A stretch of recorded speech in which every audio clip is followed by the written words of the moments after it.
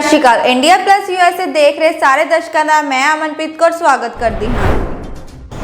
ਭਾਰਤੀ ਭਾਈਚਾਰੇ ਸਮਾਗਮ 2024 ਚ ਮੋਦੀ ਵੰਸ ਮੋਰ ਦੇ ਨਾਰਿਆਂ ਨਾਲ ਗੁੱਜਿਆ ਸਟੇਡੀਅਮ।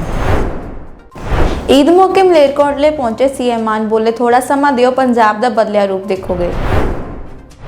ਜ਼ੈਲੈਂਸਕੀ ਨੇ ਵਿਦੇਸ਼ ਮੰਤਰੀਆਂ ਦੀ ਮੀਟਿੰਗ ਵਿੱਚ ਉਹਨਾਂ ਦਾ ਧੰਨਵਾਦ ਕੀਤਾ। ਹਰਿਆਣਾ ਦੇ ਕਿਸਾਨਾਂ ਨੇ ਮੁੜ ਅੰਦੋਲਨ ਸ਼ੁਰੂ ਕਰਨ ਦੀ ਦਿੱਤੀ ਧਮਕੀ।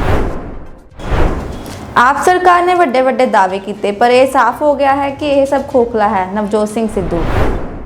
ਆਓ ਸ਼ੁਰੂਆਤ ਕਰਦੇ ਹਾਂ ਅੱਜ ਇਸ ਪਹਿਲੀ ਵੱਡੀ ਖਬਰ ਤੋਂ। ਭਾਰਤੀ ਭਾਈਚਾਰੇ ਸਮਾਗਮ 2024 ਚ ਮੋਦੀ ਵੰਸ ਮੋਰ ਦੇ ਨਾਰਿਆਂ ਨਾਲ ਗੁੱਜਿਆ ਸਟੇਡੀਅਮ। ਪ੍ਰਧਾਨ ਮੰਤਰੀ ਮੋਦੀ ਇਸ ਸਮੇਂ 2022 ਦੀ ਆਪਣੀ ਪਹਿਲੀ ਵਿਦੇਸ਼ ਯਾਤਰਾ ਤੇ ਹਨ। ਯੂਰਪ ਦੀ ਯਾਤਰਾ ਦੌਰਾਨ ਪੀਐਮ ਮੋਦੀ ਸੋਮਵਾਰ ਨੂੰ ਬਰਲਿਨ ਪਹੁੰਚੇ, ਜਿੱਥੇ ਭਾਰਤੀ ਭਾਈਚਾਰੇ ਦੇ ਮੈਂਬਰ ਨਾਲ ਭਾਈਚਾਰਕ ਸਮਾਗਮ ਦੌਰਾਨ ਪ੍ਰਧਾਨ ਮੰਤਰੀ ਮੋਦੀ ਨੇ ਸੰਬੋਧਨ ਦੀ ਉਡੀਕ ਕਰਦਿਆਂ 2024 ਮੋਦੀ ਵੰਸ ਮੋਰ ਦੇ ਨਾਅਰੇ ਲਗਾਏ। 2024 ਮੋਦੀ ਵੰਸ ਮੋਰ ਦੇ ਨਾਅਰੇ ਉਦੋਂ ਗੂੰਜੇ ਜਦੋਂ ਆਡੀਟੋਰੀਅਮ ਵਿੱਚ ਇਕੱਠੇ ਹੋਏ ਲੋਕਾਂ ਨੇ ਤਾੜੀਆਂ ਮਾਰੀਆਂ ਤੇ ਭਾਰਤੀ ਝੰਡੇ ਲਹਿਰਾਏ। माता की, भारत माता की नमस्कार।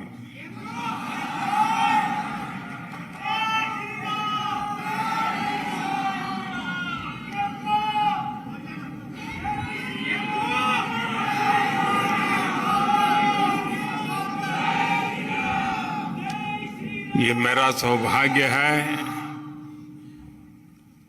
कि मुझे मां भारती के संतानों को आज जर्मनी में आकर के मिलने का अवसर मिला है।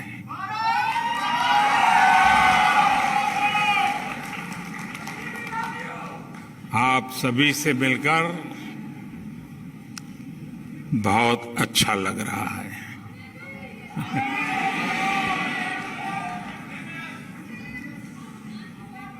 आप में से बहुत से लोग जर्मनी के अलग अलग शहरों से आज यहां बर्लिन पहुंचे हैं।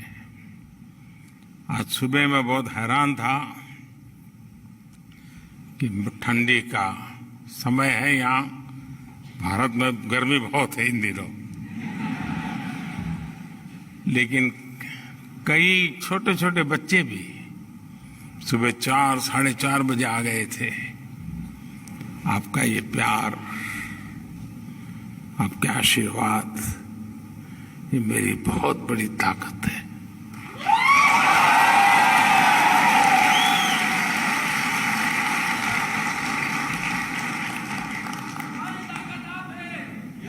मैं जर्मनी पहले भी आया हूं, आप में से कई लोगों से पहले भी मिला हूं। आप में से कई लोग जब भारत आए हैं तब भी कभी कभी मिलने का मौका मिला है। और मैं देख रहा हूं कि हमारी जो नई पीढ़ी है, जो यंग जनरेशन है, ये बहुत बड़ी तादाद में नजर आ रहे हैं और इसके कारण युवा जोश भी है।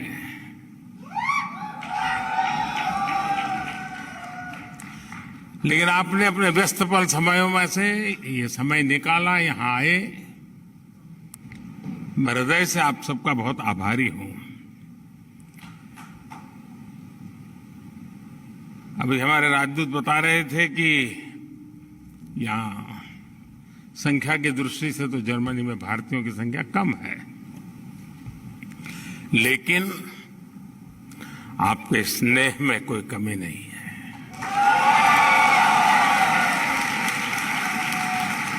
आपके जोश में कोई कमी नहीं है। और ये दृश्य आज जब हिंदुस्तान के लोग देखते हैं तो उनका भी मन गर्व से भर जाता है। दोस्तों,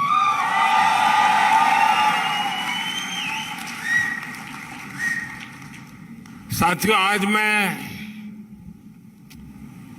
आपसे न मैं मेरी बात करने आया हूं,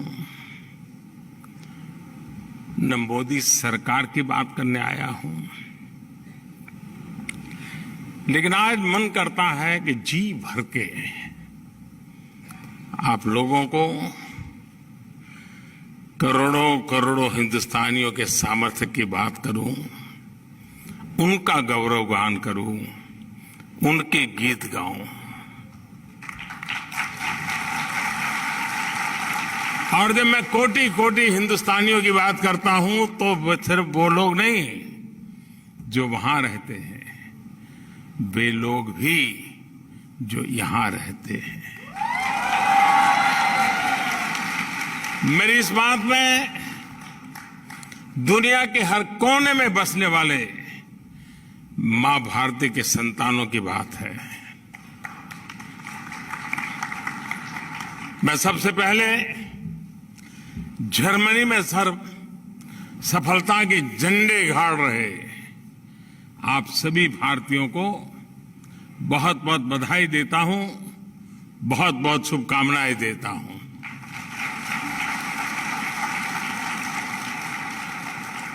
साथियों, 21वीं सदी का ये समय भारत के लिए, हम भारतीयों के लिए और विशेष करके हमारे नौजवानों के लिए बहुत महत्वपूर्ण समय है।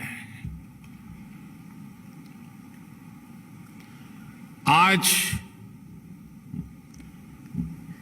भारत मन बन चुका है और भारत ने वो मन बना लिया है। भारत आज संकल्प लेकर के आगे बढ़ रहा है। आज भारत को पता है कहां जाना है, कैसे जाना है, कब तक जाना है।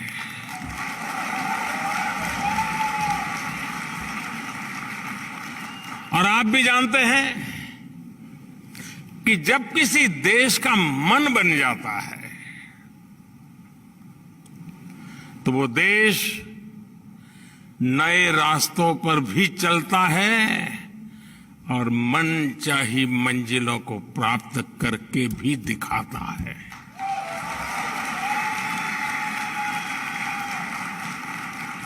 आज का आकांक्षी भारत, एस्पिरेशनल इंडिया,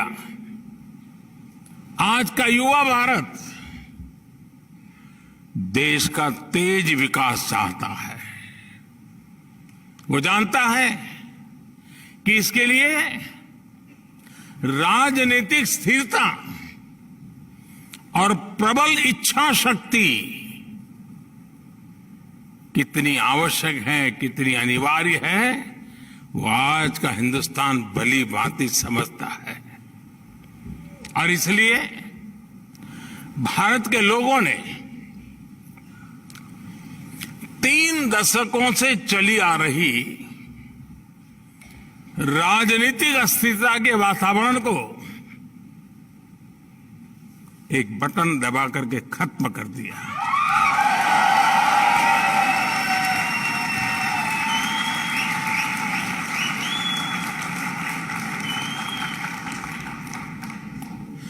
भारत के मतदाता को पिछले 7-8 साल में उसके वोट की ताकत क्या होती है और वो एक वोट हिंदुस्तान को कैसे बदल सकता है, उसका एहसास होने लगा है।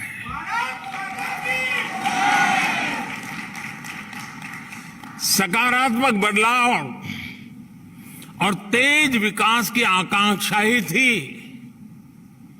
कि जिसके चलते 2014 में भारत की जनता ने पूर्ण बहुमत वाली सरकार चुनी और 30 साल के बाद ऐसा हुआ है।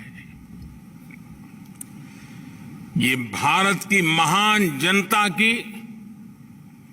दूरदृष्टि है कि साल 2019 में उसने देश की सरकार को पहले से भी ज्यादा मजबूत बना दिया।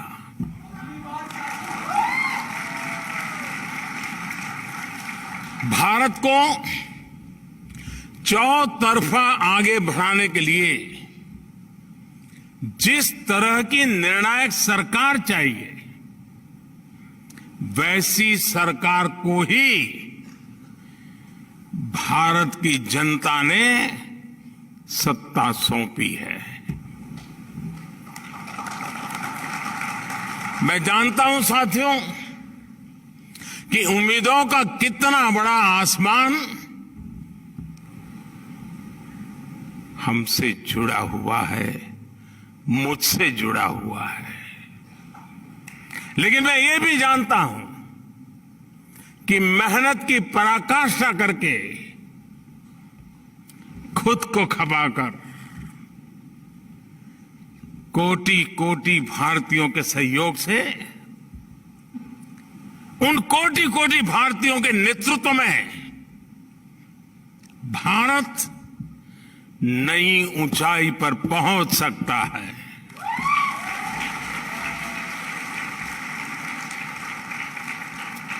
भारत अब समय नहीं गंवाएगा। भारत अब समय नहीं खोएगा।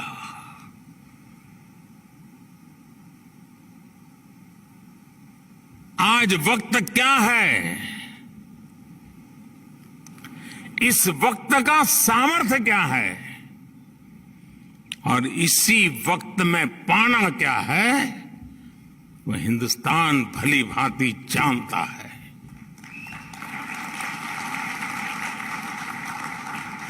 साथियों, इस साल हम अपनी आजादी का 75वां वर्ष मना रहे हैं। मैं देश का पहला प्रधानमंत्री ऐसा हूं जो आजाद हिंदुस्तान में पैदा हुआ हूं।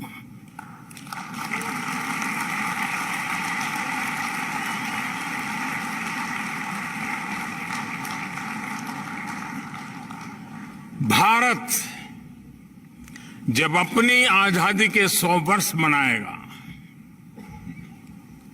अभी 25 साल हमारे पास है, उस समय देश जिस ऊंचाई पर होगा, उस लक्ष्य को लेकर के आज हिंदुस्तान मजबूती के साथ एक के बाद एक कदम करते हुए तेज गति से आगे बढ़ रहा है। साथियों, भारत में ना कभी साधनों की कमी रही और ना ही संसाधनों की कमी रही।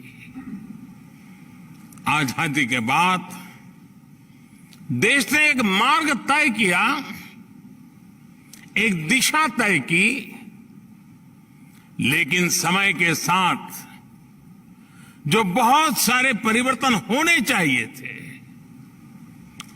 जिस तेजी से होने चाहिए थे, जितने व्यापक होने चाहिए थे, किसी न किसी कारण से हम कहीं पीछे छूट गए।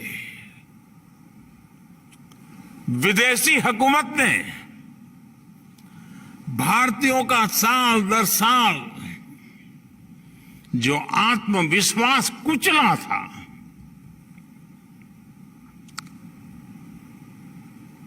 उसकी भरपाई का एक ही उपाय था,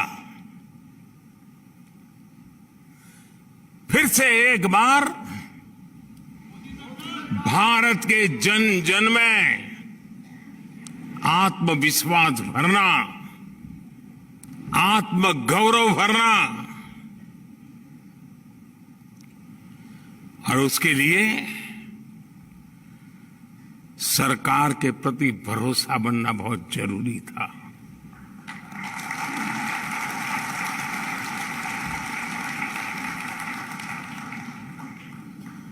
अंग्रेजों की परंपरा की बदौलत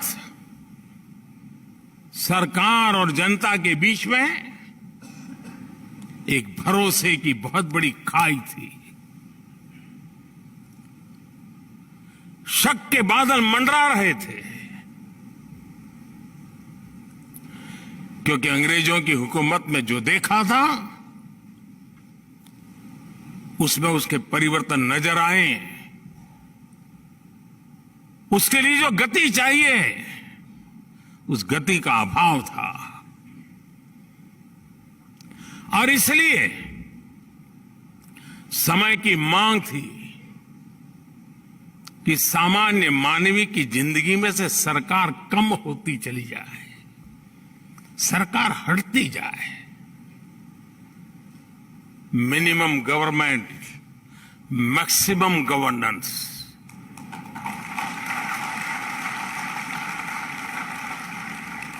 जहां जरूरत हो वहां सरकार का अभाव नहीं होना चाहिए, लेकिन जहां जरूरत न हो वहां सरकार का प्रभाव भी नहीं होना चाहिए।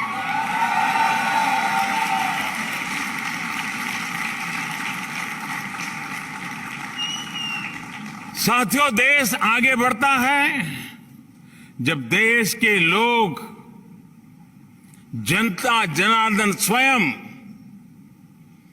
उसके विकास का नेतृत्व करे। देश आगे बढ़ता है जब देश के लोग आगे आकर के उसकी दिशा तय करें।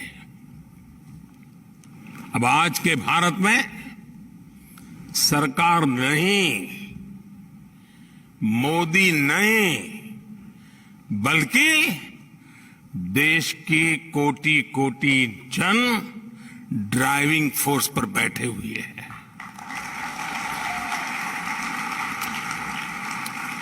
इसलिए हम देश के लोगों के जीवन से सरकार का दबाव भी हटा रहे हैं और सरकार का बेवजह का दखल भी समाप्त कर रहे हैं।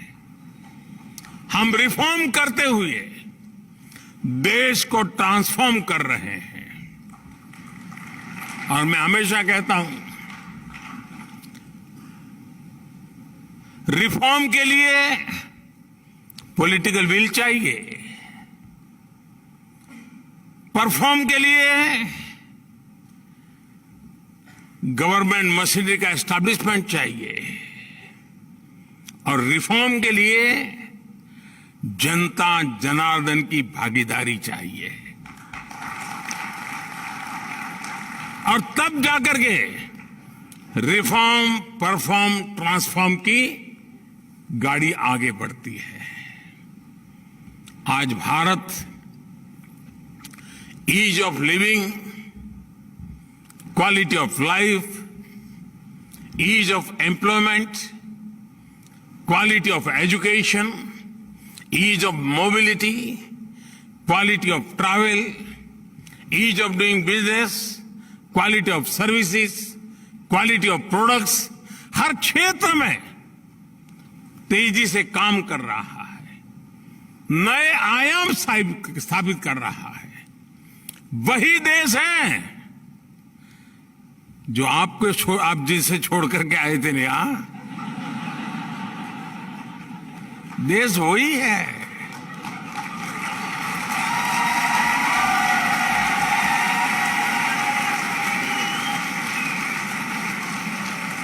ब्यूरोक्रेसी भी वही है, दफ्तर भी वही है, टेबल भी वही है, कलम भी वही है, फाइल भी वही है। वही सरकारी मशीन है, लेकिन अब नतीजे बहुत बेहतर मिल रहे हैं।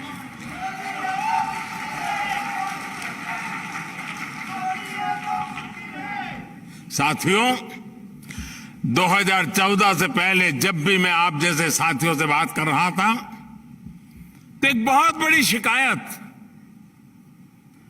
और आपको भी पुराने दिन याद होंगे या कभी आज जाते होंगे तो देखते होंगे, जहां भी देखो लिखा होता था वर्क इन प्रोग्रेस।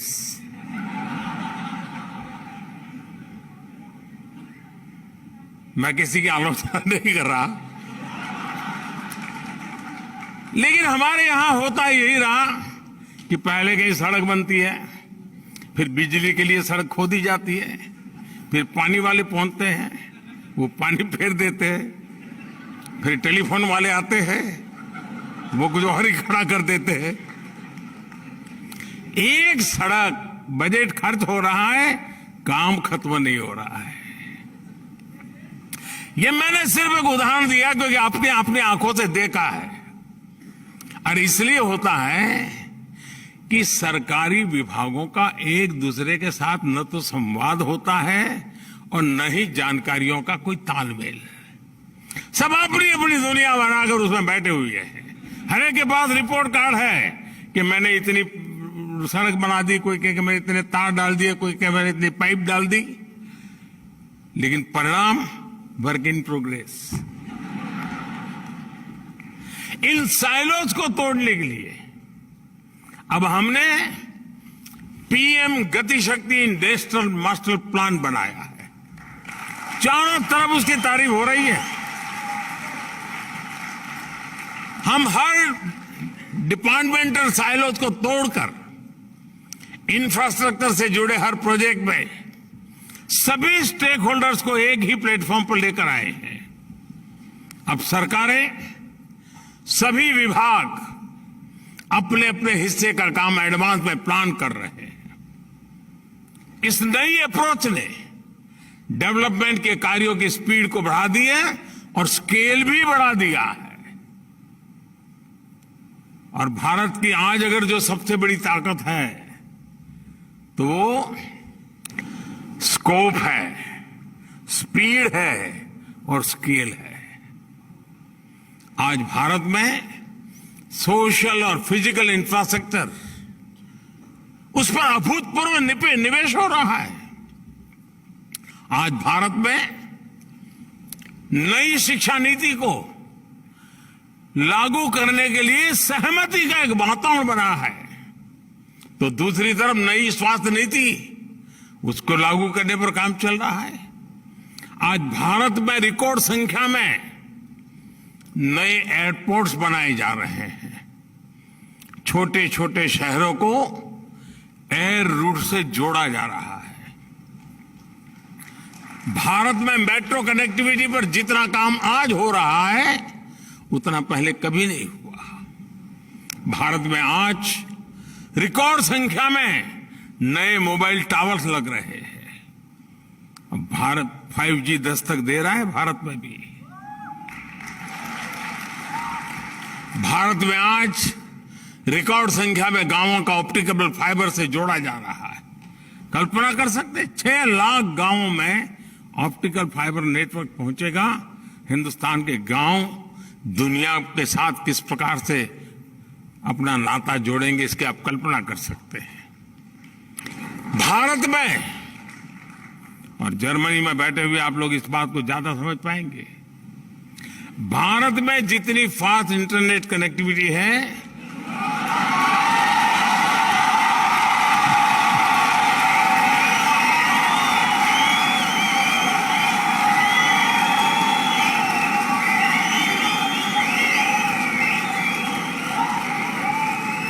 और इतना ही नहीं, तालियां तो अब बजने वाली है।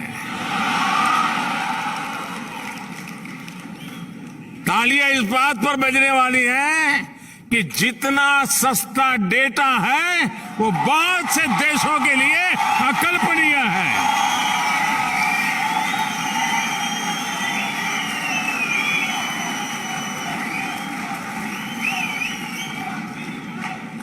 पिछले साल पूरी दुनिया में हुए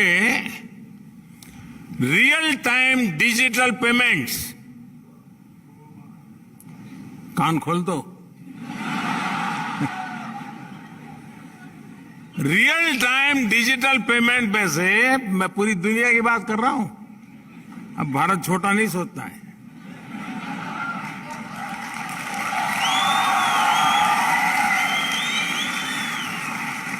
रियल टाइम डिजिटल पेमेंट में से 40% भागीदारी भारत की है।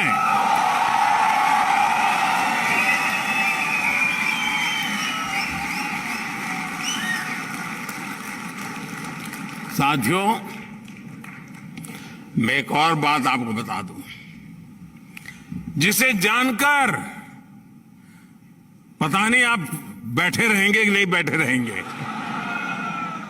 लेकिन आपको जरूर अच्छा लगेगा। भारत में अब ट्रैवल करते समय, कहीं आते जाते समय जेब में कैश लेकर चलने की मजबूरी करीब करीब खत्म हो चुकी है।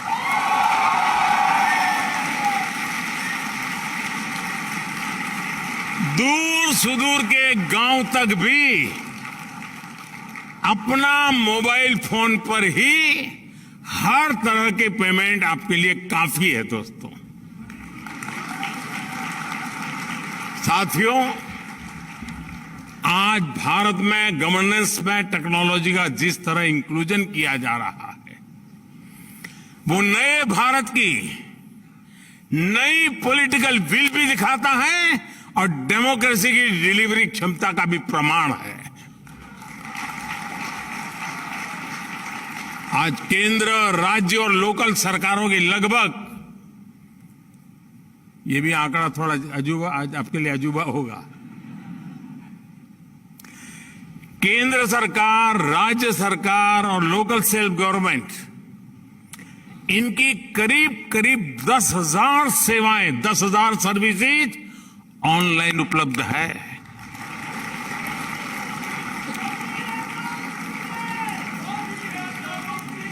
सरकारी मदद हो, स्कॉलरशिप हो, किसान को फसल की कीमत हो, सब कुछ अब डायरेक्ट बैंक अकाउंट में ट्रांसफर होते हैं। अब किसी प्रधानमंत्री को ये कहना नहीं पड़ेगा कि मैं दिल्ली से 1 रुपया भेजता हूं और 15 पैसा पहुंचते हैं।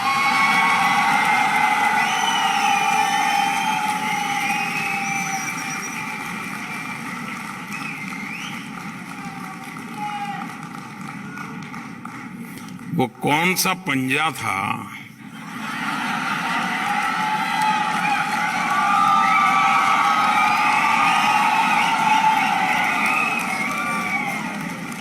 जो 85 पैसा घिस लेता था?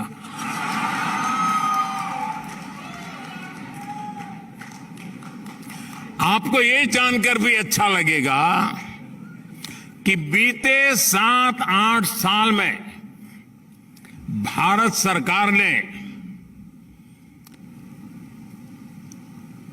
आंकड़े याद रहेंगे, मैं इतना सारा बता रहा हूं,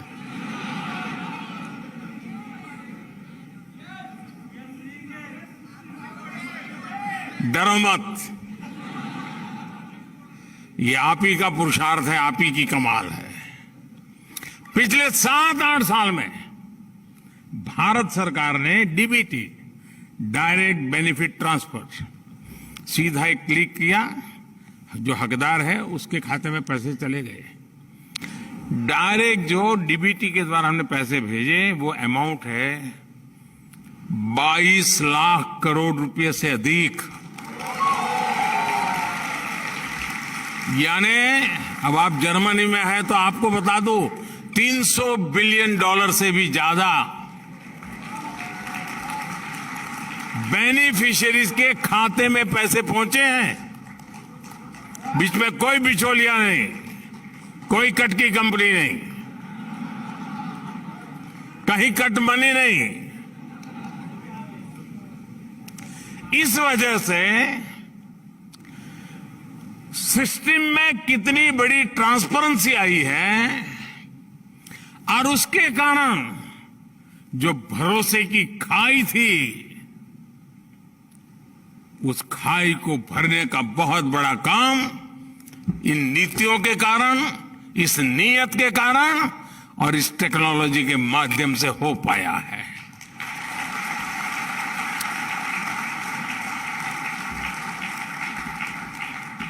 साथियों,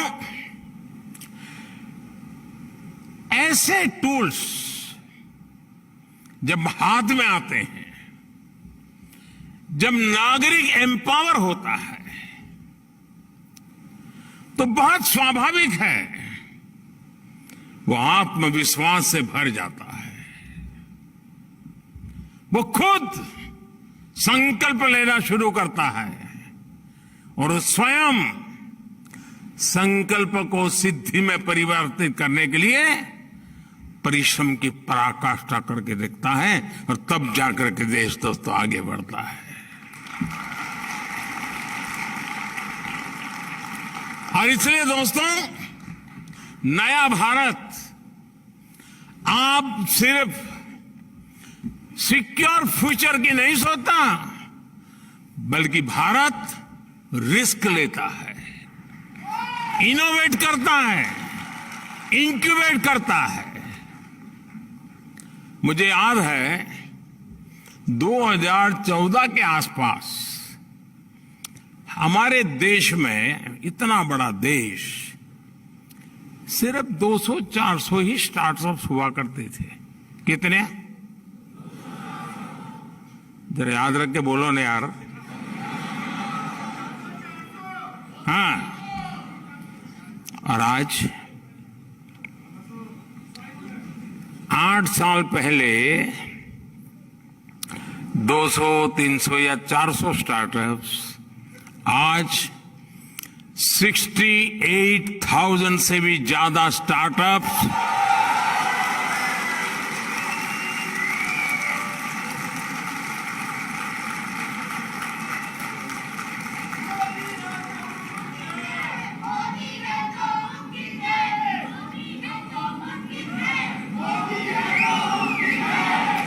दोस्तों, मुझे बताइए, आपने सुनने के बाद कहां 400, कहां 68,000,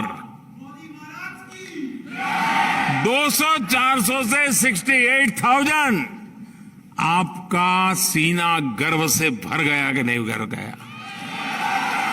आपका माथा ऊंचा हुआ कि नहीं हुआ?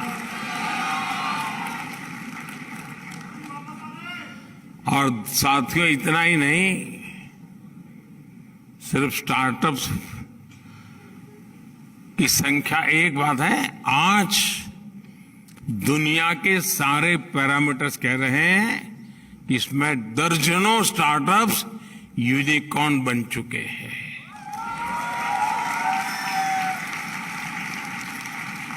और अब मामला यूनिकॉर्न पर अटका नहीं है दोस्तों। आज मैं गर्व से कहता हूं कि मेरे देश में बहुत सारे यूनिकॉर्न्स देखते ही देखते डेकाकॉर्न भी बन रहे हैं, यानी $10 बिलियन का लेवल भी पार कर रहे हैं। मुझे याद है, मैं जब गुजरात में सीएम वाली नौकरी करता था,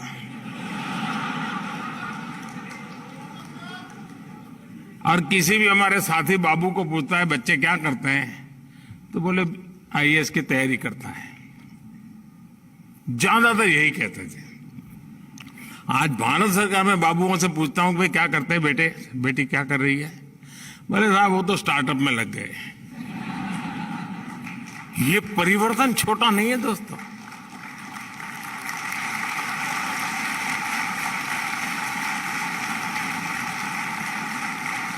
साथियों, मूल बात क्या है? मूल बात यही है, आज सरकार इनोवेटर्स के पांवों में जंजीर डालकर नहीं, उनमें जोश भर करके उन्हें आगे बढ़ा रही है।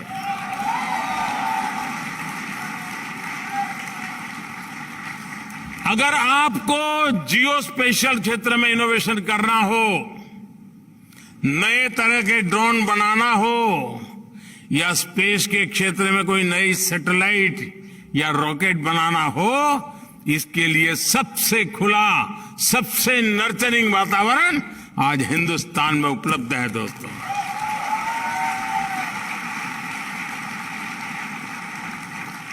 एक समय में भारत में कोई नई कंपनी रजिस्टर कराने चाहता था तो उसे रजिस्ट्री में कागज डालने के बाद वो भूल जाता था, तब तक रजिस्ट्री नहीं होती थी। महीने लग जाते थे।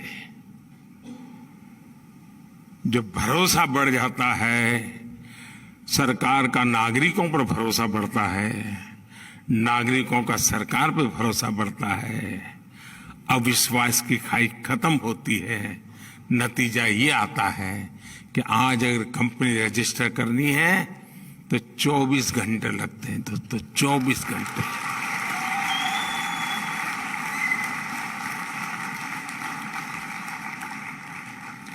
बीते कुछ वर्षों में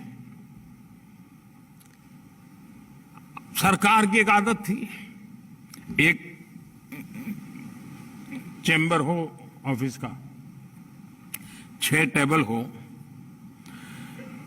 नंबर 1 ने जनवरी में आपसे कुछ चीजें मांगी, नंबर 2 के टेबल वाला फरवरी में फिर वही मांगेगा, फिर नंबर 5 वाला टेबल फरवरी एंड में कहेगा यार वो कागज लाओ जरा, मुझे जरूरत है। यानी नागरिकों को लगातार हजारों की तादाद में दोस्तों कंप्लाइंट, ये लाओ वो लाओ, ये लाओ वो लाओ। और वो लेकर के क्या करते थे वो जाने और आप जाने। साथियों आप हैरान हो जाएंगे, अब ये काम भी मुझे करना पड़ रहा है। 25,000 से ज्यादा कंप्लाइंस खत्म किए हमने।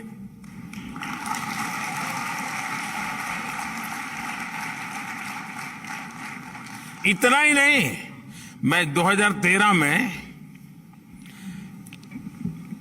चुनाव के लिए तैयारी कर रहा था, क्योंकि मेरी पार्टी ने घोषित कर दिया था कि इसको प्रधानमंत्री बनाने वाले हैं। तो मैं जाता ऐसे भाषण करता था लोगों से। तो एक दिन दिल्ली में सब व्यापारियों ने मुझे बुलाया,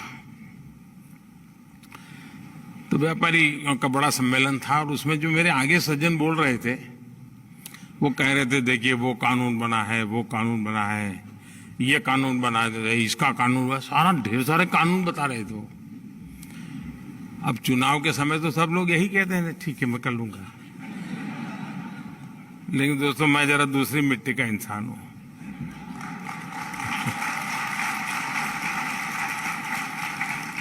तो मैं भाषण देने के लिए खड़ा हुआ, ये 2013 की बात है। मैं भाषण देने के लिए खड़ा हुआ, मैंने कहा भाई आप लोग कानून बनाने की बात करते हैं, मैं तो मेरा तो इरादा ही अलग है। मुझे पता नहीं, मैं आपको बताऊंगा वोट दोगे कि नहीं दोगे, मेरी तो छुट्टी कर दोगे आप लोग। मैंने कहा मैं आपको वादा करता हूं मैं हर दिन एक कानून खत्म करूंगा आकर के।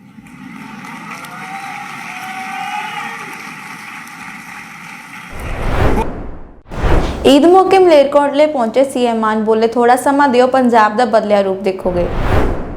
ईद मौके मुख्य मंत्री भगवंत मान ਅੱਜ ਮੰਗਲਵਾਰ ਨੂੰ ਮਲੇਰਕੋਟਲਾ ਸ਼ਹਿਰ ਪਹੁੰਚੇ। ਇਸ ਦੌਰਾਨ ਉਹਨਾਂ ਵਿਕਾਸ ਲਈ ਵੱਡੇ ਪੱਧਰ ਤੇ ਜ਼ੋਰ ਦੇਣ ਦਾ ਐਲਾਨ ਕੀਤਾ।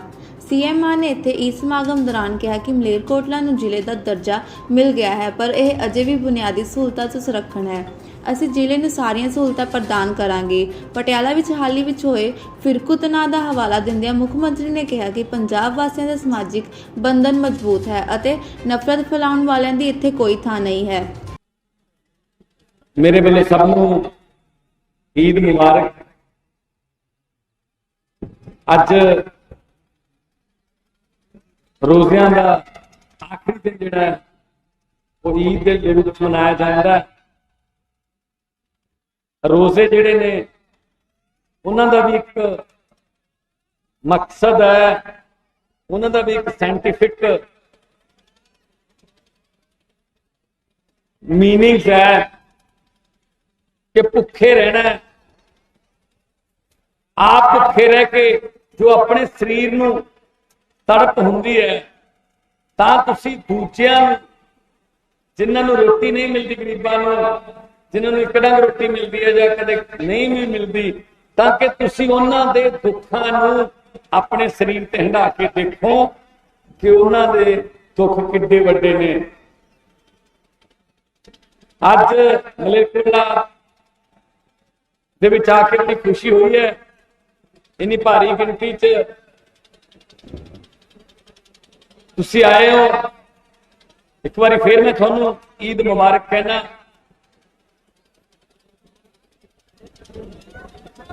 ਜਿਹੜਾ ਪੰਜਾਬ ਹੈ ਉਹਦੀ ਸੋਸ਼ਲ ਬੌਂਡਿੰਗ ਬਹੁਤ ਮਜ਼ਬੂਤ ਹੈ। ਅਸੀਂ ਸਾਰੇ ਭਾਈਚਾਰੇ 'ਚ ਆਪਸ ਦੇ ਵਿੱਚ ਰਲ ਕੇ ਰਹਿੰਦੇ ਆ। ਨਫ਼ਰਤਾਂ ਫੈਲਾਉਣ ਵਾਲਿਆਂ ਨੂੰ ਕੋਈ ਜਗ੍ਹਾ ਨਹੀਂ ਮਿਲਦੀ ਪੰਜਾਬ ਦੇ ਵਿੱਚ ਨਫ਼ਰਤ ਫੈਲਾਉਣ ਲਈ। ਉਹ ਉਧਰ ਕਰ ਲੈਂਦੇ ਹੋਣਗੇ, ਪਰ ਪੰਜਾਬ ਦੀ ਧਰਤੀ ਗੁਰੂਆਂ, ਪੀਰਾਂ, ਫਕੀਰਾਂ, ਸ਼ਾਇਰਾਂ ਤੇ ਸ਼ਹੀਦਾਂ ਦੀ ਧਰਤੀ ਹੈ। ਇੱਥੇ ਨਫ਼ਰਤ ਦੇ ਬੀਜ ਨਹੀਂ ਉਗਦੇ। ਧਰਤੀ ਬਹੁਤ ਉਪਜਾਊ ਹੈ, ਹੋਰ ਜੋ ਮਰਜ਼ੀ ਬੀਜ ਲਓ ਉੱਗ ਜੂਗਾ। ਅਸੀਂ ਸ਼ੁਰੂ ਕੀਤਾ ਹੋਇਆ ਕੰਮ ਭ੍ਰਿਸ਼ਟਾਚਾਰੀਆਂ ਨੂੰ ਫੜਨ ਦਾ, ਨਜਾਇਜ਼ ਕਬਜ਼ੇ ਛਡਾਉਣ ਦਾ ਬੜਾ ਔਖਾ ਕੰਮ ਹੈ। ਹਜੇ 45-46 ਤੇ ਨਹੀਂ ਹੋਏ ਬਣਿਆ ਨੂੰ, ਸਿਸਟਮ ਵਿਗੜੇ ਨੂੰ 75 ਸਾਲ ਹੋਏ ਨੇ। ਥੋੜਾ ਜਿਹਾ ਟਾਈਮ ਦਿਓ, ਆਉਣ ਵਾਲੇ ਦਿਨਾਂ 'ਚ ਤੁਹਾਨੂੰ ਬਹੁਤ ਵਧੀਆ ਰਿਜ਼ਲਟ ਮਿਲਣਗੇ। राहत इंदौरी का शेर है कि कबूतरों को खुली छत बिगाड़ देती है, कबूतरों को खुली छत बिगाड़ देती है, आदमी को बुरी लत बिगाड़ देती है। जुर्म करने वाले इतने बुरे नहीं होते, लेकिन सजा ना देकर अदालत बिगाड़ देती है। तो बहुत सारे हो जे ने जिहड़े बड़े वकील करके गवाहां नूं मुकरा के बरी हो जाते हैं, पर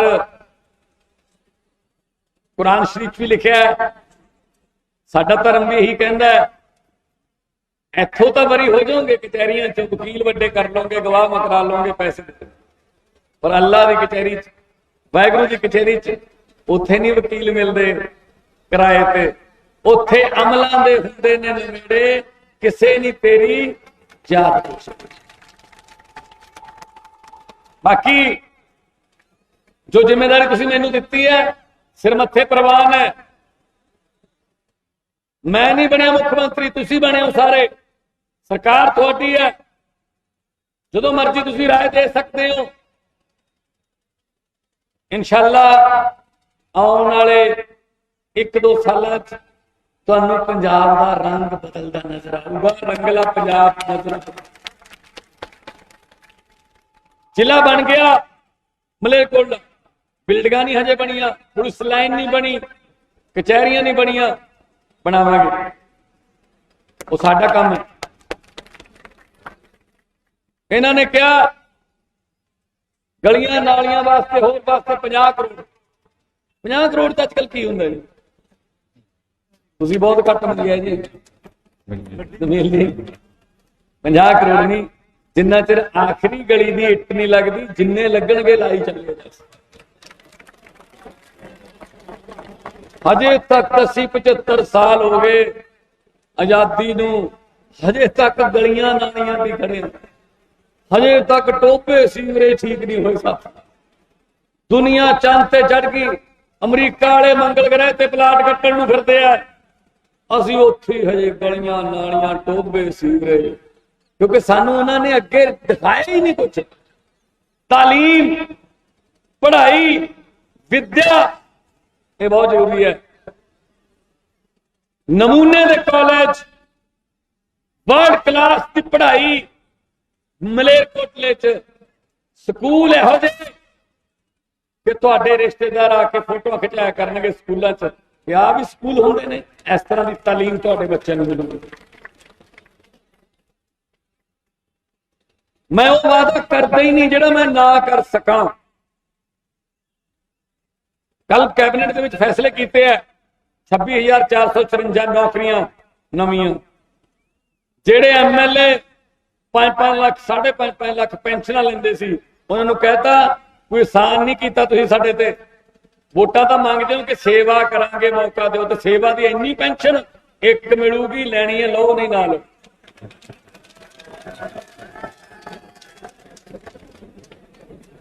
कई MLA नूं हारन च फायदा है, क्योंकि जे जित जाते हैं तो सैलरी मिलती है, वो घट है, जे हार जाते हैं तो पेंशन मिलती है, वो 3.5 लाख है। खून चूसिया इन्होंने लोगों का। सो ਕੱਲੇ ਕੱਲੇ ਪੈਸੇ ਦਾ ਹਿਸਾਬ ਹੋਊਗਾ। ਪੁਰਾਣੇ ਪੈਸੇ ਜਿਹੜੇ ਆਪਣੀਆਂ ਜੇਬਾਂ ਚੋਂ ਲੁੱਟ ਕੇ ਲੈ ਕੇ ਗਏ ਨੇ ਉਹਨਾਂ ਦਾ ਵੀ ਹਿਸਾਬ ਹੋਊਗਾ ਤੇ ਉਹ ਪੈਸੇ ਵਿਆਜ ਸਮੇਤ ਸਕੂਲਾਂ ਦੇ ਰੂਪ ਚ, ਹਸਪਤਾਲਾਂ ਦੇ ਰੂਪ ਚ, ਬਿਜਲੀ ਦੇ ਰੂਪ ਚ, ਸੜਕਾਂ ਦੇ ਰੂਪ ਚ, ਫੈਕਟਰੀਆਂ ਦੇ ਰੂਪ ਚ ਤੁਹਾਡੇ ਕੋਲੇ ਵਾਪਸ ਆਊਗਾ ਤੁਹਾਡਾ ਪੈਸਾ। ਤੁਹਾਡੀ ਦਸਾਂ ਨੌਹਾਂ ਦੀ ਕਮਾਈ ਇਹ ਵਰਤਦੇ ਰਹੇ ਨੇ। ਸੋ ਮੇਰੇ ਤੇ ਯਕੀਨ ਰੱਖਿਓ, ਜਿੰਨਾ ਤੁਸੀਂ ਮੇਰੇ ਤੇ ਯਕੀਨ ਕੀਤਾ ਉਨਾ ਹੀ ਮੇਰੀ ਜ਼ਿੰਮੇਵਾਰੀ ਵੀ ਵਧੀ ਹੈ। ਯਕੀਨ ਰੱਖਿਓ, ਆਉਣ ਵਾਲੇ ਦਿਨਾਂ 'ਚ ਜ਼ਿੰਦਗੀ ਬਹੁਤ ਲੀ ਤੇ ਆਊਗੀ। ਡਰਦੇ ਸੀ ਆ ਨਾ ਕੁਝ ਕਹਿ ਦੇ, ਐਮਐਲਏ ਪਰਚਾ ਨਾ ਪਵਾ ਦੇ, ਐਸਐਸਪੀ ਆਏ ਨਾ ਕਰਦੇ, ਇਹ ਸਾਰਾ ਕੁਝ ਖਤਮ ਕਰ ਦੇਣਾ। ਮੈਨੂੰ ਕੱਲ ਇੱਕ ਬੰਦਾ ਮਿਲਿਆ, ਉਹ ਕਹਿੰਦਾ ਜੀ ਪਹਿਲਾਂ ਵਾਲੀ ਸਰਕਾਰ ਨੇ ਐਂ ਕਰਤਾ ਸੀ, ਐਂ ਕਰਤਾ ਸੀ। ਅੱਛਾ ਜੀ, ਕਹਿੰਦਾ ਫਿਰ ਉਹ ਫਲਾਨਾ ਆਇਆ, ਉਹਨੇ ਵੀ ਐਂ ਕਰਤਾ ਸੀ, ਐਂ ਕਰਤਾ ਸੀ। ਮੈਂ ਕਿਹਾ ਅੱਛਾ ਜੀ। ਕਹਿੰਦਾ ਫਿਰ ਉਹ ਤੀਜਾ ਆਇਆ, ਉਹਨੇ ਫਿਰ ਐਂ ਕਰਤਾ ਸੀ, ਐਂ ਕਰਤਾ ਸੀ। ਸਾਡਾ ਕੰਮ ਉੱਥੇ ਹੀ ਖੜਾ ਹੈ। ਮੈਂ ਕਿਹਾ ਫਿਰ ਜੇ ਉਹਨਾਂ ਨੇ ਐਂ ਕਰਤਾ ਸੀ, ਐਂ ਕਰਤਾ ਸੀ, ਇਸੇ ਕਰਕੇ ਤਾਂ ਫਿਰ ਲੋਕਾਂ ਨੇ ਐਂ ਕਰਤਾ ਤੇ ਐਂ ਕਰਤਾ ਤੇ ਜਿੱਤਿਆ ਕੋਈ ਵੀ ਨਹੀਂ ਜਿੱਤੇ। ਵੱਡੇ ਵੱਡੇ ਘਰਾਣੇ ਹਾਰ ਗਏ। ਵਕਤ ਬਹੁਤ ਵੱਡੀ ਚੀਜ਼ ਹੈ। ਗਰੀਬ ਦੀ ਹਾਂ ਤੇ ਅੱਲਾ ਦੀ ਦਰਗਾਹ ਸਿੱਧਾ ਨਾਤਾ ਹੁੰਦਾ। ਇਹਨਾਂ ਨੇ ਗਰੀਬਾਂ ਦੀਆਂ ਹਾਵਾਂ ਲਈਆਂ, ਉਹ ਦਰਗਾਹ 'ਚ ਪਹੁੰਚੀਆਂ ਤੇ ਅੱਜ ਉਹਨਾਂ ਦਾ ਇਹ ਹਾਲ ਹੋਇਆ। ਜਿਹੜੇ ਆਪਣੇ ਆਪ ਨੂੰ ਕਹਿੰਦੇ ਸੀ ਸਾਨੂੰ ਕੋਈ ਹਰਾ ਹੀ ਨਹੀਂ ਸਕਦਾ, ਲੋਕਾਂ ਨੇ ਹਰਾ ਦਿੱਤਾ। ਭਗਵੰਤ ਮਾਨ ਦੀ ਕੋਈ ਔਕਾਤ ਨਹੀਂ, ਮੈਂ ਤਾਂ ਬਹੁਤ ਛੋਟਾ ਬੰਦਾ। ਲੋਕਾਂ ਨੇ ਕਿੱਡੇ ਕਿੱਡੇ ਘਰਾਣੇ ਹਾਰੇ। ਉਹ ਕਹਿੰਦੇ ਸੁਖਬੀਰ ਬਾਦਲ ਕਹਿੰਦਾ ਮੈਂ ਪ੍ਰਕਾਸ਼ ਸਿੰਘ ਬਾਦਲ ਕਰਕੇ ਹਾਰ ਗਿਆ, ਪ੍ਰਕਾਸ਼ ਸਿੰਘ ਬਾਦਲ ਕਹਿੰਦਾ ਮੈਂ ਕੈਪਟਨ ਕਰਕੇ ਹਾਰ ਗਿਆ, ਕੈਪਟਨ ਕਹਿੰਦਾ ਵੀ ਮੈਂ ਤਾਂ ਚੱਲ 1 ਸੀਟ ਤੋਂ ਹਾਰਿਆ, ਚੰਨੀ 2 ਸੀਟਾਂ ਤੋਂ ਹਾਰ ਗਿਆ, ਚੰਨੀ ਕਹਿੰਦਾ ਚੱਲ ਮੈਂ ਤਾਂ 2 ਸੀਟਾਂ ਤੋਂ ਹੀ ਹਾਰਿਆ। ਨਵਜੋਤ ਸਿੱਧੂ ਤੇ ਮਜੀਠੀਆ ਇੱਕੋ ਸੀਟ ਤੋਂ ਦੋਨੋਂ ਹੀ ਹਾਰ ਗਏ। ਲੋਕ ਨਹੀਂ। ਵਕਤ ਬਹੁਤ ਵੱਡੀ ਚੀਜ਼ ਹੈ, ਡਰੀਏ ਵਕਤ ਤੋਂ। ਇਹ ਵਕਤ ਇਹ ਰਾਜਿਆਂ ਨੂੰ ਭਿਖਾਰੀ ਬਣਾ ਦਿੰਦਾ ਹੈ, ਇਹ ਵਕਤ ਭਿਖਾਰੀਆਂ ਦੇ ਸਿਰ ਤੇ ਤਾਜ ਟਿਕਾ ਦਿੰਦਾ ਹੈ। ਇਹ वक्त बहुत बड़ी चीज है।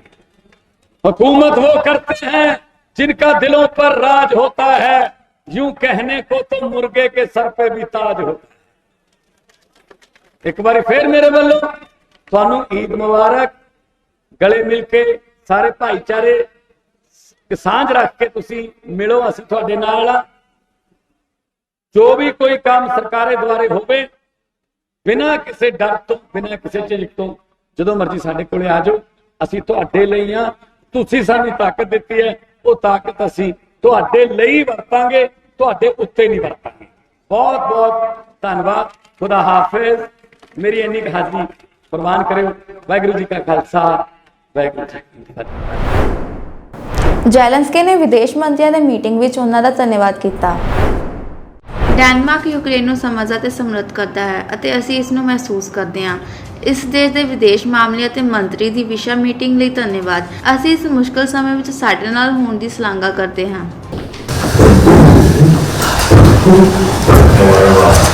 Yes, and thank you very much. And I want to thank to Prime Minister. He was blocking Ukraine against this brutal, illegal invasion by Russia. So thank you so much, Mr.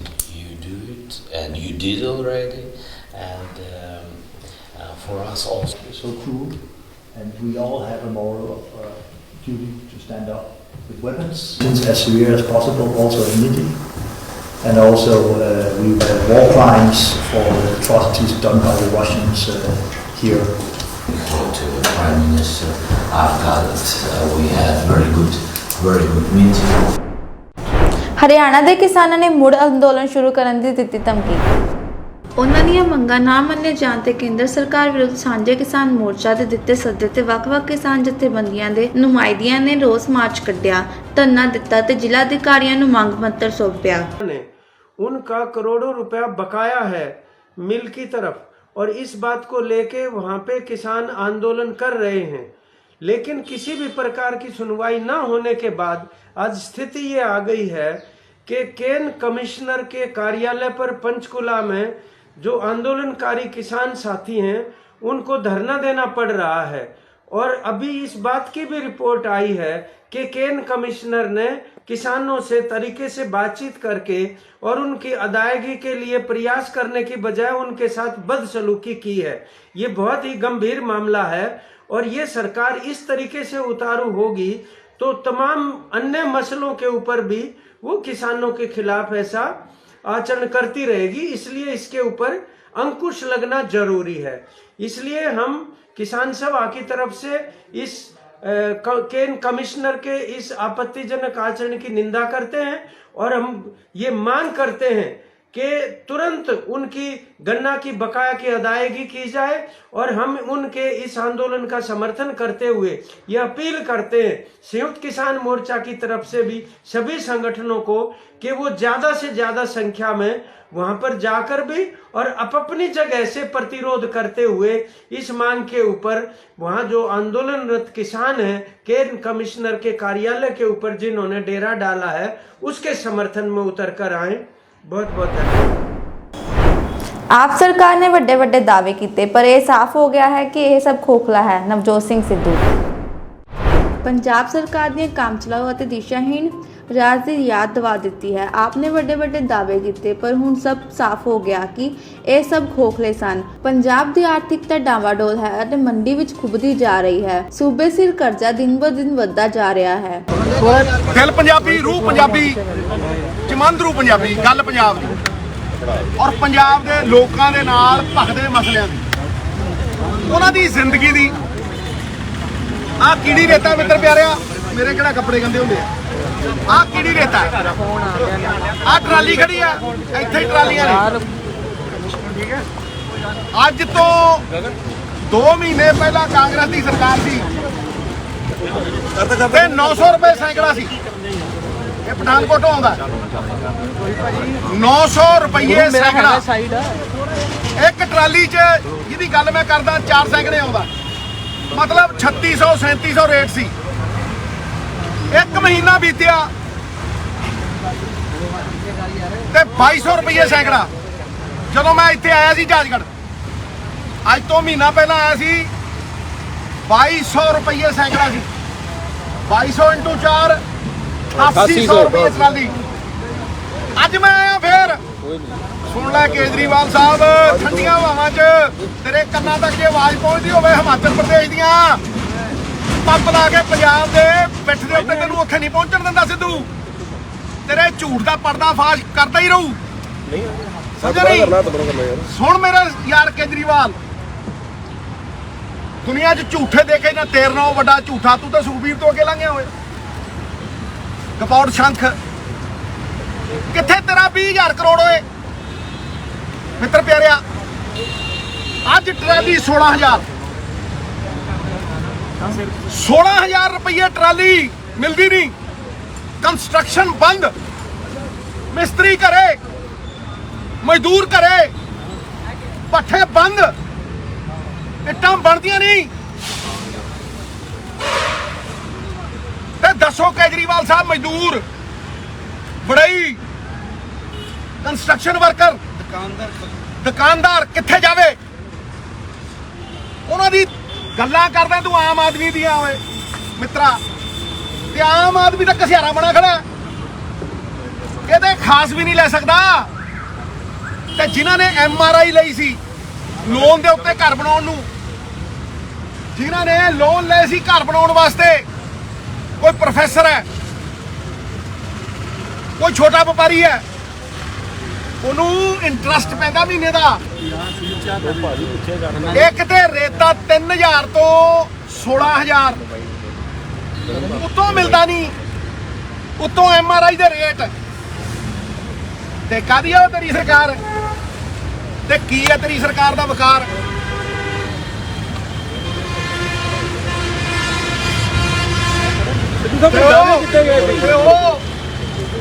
पूछण गए होने कि किवें करिए।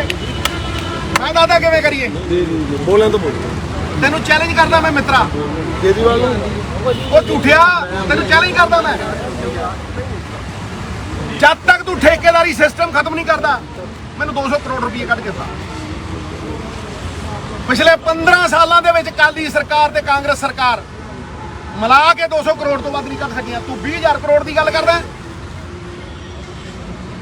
ਤੇ ਜਦੋਂ ਨੂੰ ਤੇਰੀ policy ਆਣੀ ਹੈ उधर पंजाब बर्बाद कर देगा। मिट गया जब मिटने वाला फिर पयाम आया तो क्या, दिल की बर्बादी के बाद उनका सलाम आया तो क्या है। चलो खत्म ही हो गया सारा कुछ तो करोगे की होए।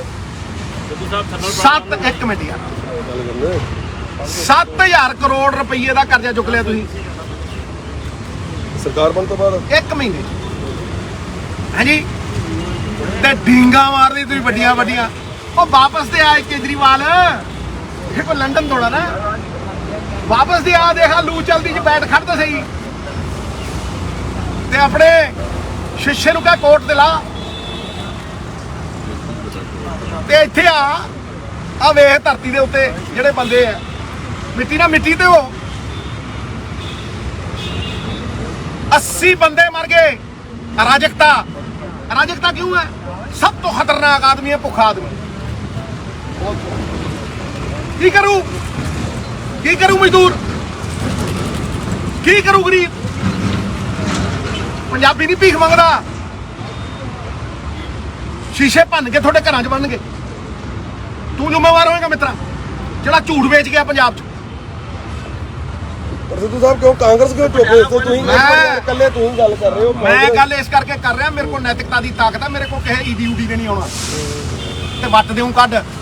ਪਤਾ ਨੂੰ ਨੋਟਿਸ ਜਾਰੀ ਕਰਤਾ ਉਹਨਾਂ ਨੇ 2 ਮਹੀਨੇ ਲਈ। 1 ਮਿੰਟ ਗੱਲ ਨੂੰ ਸੁਣ, ਨੋਟਿਸ ਕਰਤਾ। ਗੱਲ ਨੂੰ ਸੁਣ, ਜਿਹੜੀ ਗੱਲ ਮੈਂ ਕਰ ਰਿਹਾ ਉੱਥੇ ਆ ਤੇ ਪਟਕਾਣਾ ਨਾਲੇ ਪਟਕਣਾ। ਓਕੇ, ਦੂਜੀ ਗੱਲ ਮੈਂ ਹੋਰ ਕਹਿ ਰਿਹਾ, ਹੁਣ ਠੋਕ ਕੇ ਕਹਿ ਰਿਹਾ। ਗੱਲ ਸੁਣੋ, ਇਹ ਰੇਤ ਦਾ ਮਸਲਾ ਪੰਜਾਬ ਦਾ ਐਡਾ ਗੰਭੀਰ ਮਸਲਾ, ਸਰਕਾਰਾਂ ਟੁੱਟ ਗਈਆਂ ਇਸ ਤੇ। ਹਾਈ ਕੋਰਟ ਨੇ ਸਰਕਾਰਾਂ ਸਿੱਟੀਆਂ, ਕਰਨਾਟਕਾ ਦੀ ਡਿੱਗੀ ਸੀ। ਉਹ ਭਾਈ ਕੱਲੀ ਮਾਈਨਿੰਗ ਰੋਕ ਦੇਣਾ ਤਾਂ ਨਹੀਂ ਹੱਲ। ਕੀ ਹੱਲ ਕਰਦਾ ਤੁਸੀਂ? ਜਦ ਤੱਕ ਗਰੀਬ ਕੋਲ 1000 ਰੁਪਏ 1500 ਰੁਪਏ ਰੇਤਾ ਪਹੁੰਚਦਾ ਨਹੀਂ, ਮਜ਼ਦੂਰ ਕੰਮ ਕਰਦਾ ਨਹੀਂ, ਦਿਹਾੜੀਦਾਰ ਦਿਹਾੜੀ ਨਹੀਂ ਕਰਦਾ, ਇਹ ਸ਼ੋਅ ਕਰਦਾ ਤੁਹਾਡੀ ਨੀਅਤ। ਤੁਹਾਡੇ ਕੋਲ ਕੋਈ ਪਾਲਿਸੀ ਨਹੀਂ ਸੀ ਸਰ। ਐਕਸਾਈਜ਼ ਪਾਲਿਸੀ ਦੀ ਗੱਲ ਕੀਤੀ, ਤੁਹਾਡੇ ਕੋਲ ਕੋਈ ਪਾਲਿਸੀ ਨਹੀਂ ਸੀ। ਜੇ ਪਾਲਿਸੀ ਹੁੰਦੀ ਪਹਿਲੇ ਦਿਨ ਤੋਂ ਲਾਗੂ ਹੁੰਦੀ, ਪਹਿਲੇ ਦਿਨ ਤੋਂ। ਪਰ ਸਟੇਜਾਂ ਤੋਂ ਪਾਲਿਸੀ ਦੀ ਗੱਲ ਕਰਦੇ ਤੇ ਤੁਸੀਂ ਗੱਲਾਂ ਕਰਦੇ ਸੀ ਪਾਲਿਸੀ ਦੀਆਂ। ਤੁਰਨ ਦੀ ਤਾਕਤ ਨਹੀਂ, ਨਾਮ ਮਜ਼ਬੂਤ ਖਾਂ ਆਪ ਕੇ ਅੰਦਰ ਨਾਮ ਨੈਮ ਸੁਖ ਹੈ। ਇਹ ਲੋਕਾਂ ਨੂੰ ਦੇਖਿਆ। ਇਸ ਕਰਕੇ ਮੇਰਾ ਜਿਹੜਾ ਮਕਸਦ ਹੈ ਉਹ ਇਹੀ ਦੱਸਣਾ ਹੈ ਕਿ ਪੰਜਾਬ ਨੀਤੀਆਂ ਦੇ ਨਾਲ ਉੱਤੇ ਆਏਗਾ। ਨੀਤੀਆਂ ਦੇ ਨਾਲ ਜਦ ਤੱਕ ਨੀਤੀ ਨਹੀਂ ਆਉਂਦੀ, ਉਹਦੀ ਬਜਟ ਦੀ ਐਲੋਕੇਸ਼ਨ ਨਹੀਂ ਹੁੰਦੀ ਔਰ ਰਿਸਰਚ ਨਹੀਂ ਹੁੰਦੀ, ਪੰਜਾਬ ਨਹੀਂ ਉੱਠਣਾ। ਬਜਟ ਕਹਿ ਰਹੇ ਸੀ ਤਾਂ ਲੋਕਾਂ ਦੇ ਕੋਲੋਂ ਪੁੱਛ ਕੇ ਬਣਾਉਣਗੇ ਹੁਣ। ਲੋਕਾਂ ਦੀ ਸ਼ਮੂਲੀਅਤ ਕਰਨੀ। ਸਰ ਪੀਐਸਪੀਸੀ ਵਾਲੇ ਅਧਿਕਾਰੀਆਂ ਨੂੰ ਕੇਜਰੀਵਾਲ ਸਿੱਧਾ ਬੁਲਾਉਂਦੇ ਨੇ ਆਪਣੇ ਕੋਲ, ਫਿਰ ਉਹ ਕਹਿੰਦੇ ਜੀ ਕਨਸਟੀਟਿਊਸ਼ਨਲ ਹੈ। ਮੈਂ ਕਹਿੰਦਾ ਫਿਰ ਮੇਰੀ ਗੱਲ ਨੂੰ ਸੁਣੋ। ਫਿਰ ਇਲੈਕਸ਼ਨ 'ਚ ਜਦੋਂ ਮੈਨੀਫੈਸਟੋ ਜਾਰੀ ਕੀਤਾ ਸੀ, ਕਹਿਣਾ ਸੀ ਉਦੋਂ ਵੀ 600 ਸਾਰਿਆਂ ਨੂੰ ਨਹੀਂ ਦੇਵਾਂਗੇ ਯੂਨਿਟ ਬਿਜਲੀ ਦੇ। ਤੁਸੀਂ ਕਹਿੰਦੇ 600 ਯੂਨਿਟ ਤੋਂ ਬਾਅਦ ਜਿਹੜਾ ਬਿੱਲ ਆਏਗਾ ਉਹ ਦੇਣਾ ਪਏਗਾ ਹਰ ਵਰਗ ਨੂੰ। ਠਹਿਰ ਗਿਆ, ਹਰ ਵਰਗ ਨੂੰ, ਸਮਝਿਆ? ਤੁਸੀਂ ਕਿਹਾ ਸੀਗਾ 36000 ਬੰਦੇ ਪੱਕੇ ਕਰਾਂਗੇ ਤੇਰੇ ਘਰ ਦੇ ਬਾਹਰ ਖੜੇ ਆ। ਮੈਂ ਉਦੋਂ ਕਹਿੰਦਾ ਸੀ ਪੁੱਛੋ ਪੈਸੇ ਕਿੱਥੋਂ ਆਉਣੇ ਆ, ਬਰੋਟਾ ਲੱਗਿਆ ਤੁਹਾਡੇ ਕੋਲ। ਮੈਂ ਉਦੋਂ ਕਹਿੰਦਾ ਸੀ ਪੰਜਾਬ ਦੇ ਲਾਅ ਐਂਡ ਆਰਡਰ ਨੂੰ ਛੱਡ ਕੇ ਹਰ ਮਸਲੇ ਦਾ ਹੱਲ ਇਨਕਮ ਹੈ, ਤੇ ਤੁੱਤੋਂ ਦਾ ਲਾਅ ਐਂਡ ਆਰਡਰ ਵੀ ਨਹੀਂ ਕੰਟਰੋਲ ਹੁੰਦਾ। ਪੰਜਾਬ ਗਿਰਵੀ ਧਰਤਾ ਤੁਸੀਂ। ਇਹ ਬਹੁਤ ਵੱਡਾ ਮਸਲਾ ਹੈ, ਗਰੀਬ ਦੀ ਜ਼ਿੰਦਗੀ ਨਾਲ ਜੁੜਿਆ ਮਸਲਾ ਹੈ, ਮਜ਼ਦੂਰ ਨਾਲ ਜੁੜਿਆ ਮਸਲਾ ਹੈ, ਆਮ ਸਧਾਰਨ ਆਦਮੀ ਨਾਲ ਜੁੜਿਆ ਮਸਲਾ ਹੈ। ਨਾਮ ਆਮ ਆਦਮੀ ਤੇ ਕੰਮ ਖਾਸ ਵਾਲੇ ਹੈ। ਬਾਕੀ ਕੰਮ ਕਰਨ ਵਾਲਾ ਕਿੱਧਰ ਜਾਏ? ਸਮਝੇ? ਇਹ ਸਨ ਅੱਜ ਦੀਆਂ ਮੁੱਖ ਖਬਰਾਂ। ਮੈਨੂੰ ਅਮਨਪ੍ਰੀਤ ਨੂੰ ਦਿਓ ਇਜਾਜ਼ਤ ਤੇ ਹੋਰ ਵਧੇਰੇ ਖਬਰਾਂ ਦੇ ਲਈ ਜੁੜੇ ਰਹੋ ਇੰਡੀਆ+ USA ਦੇ ਨਾਲ। ਸਤਿ ਸ਼੍ਰੀ ਅਕਾਲ।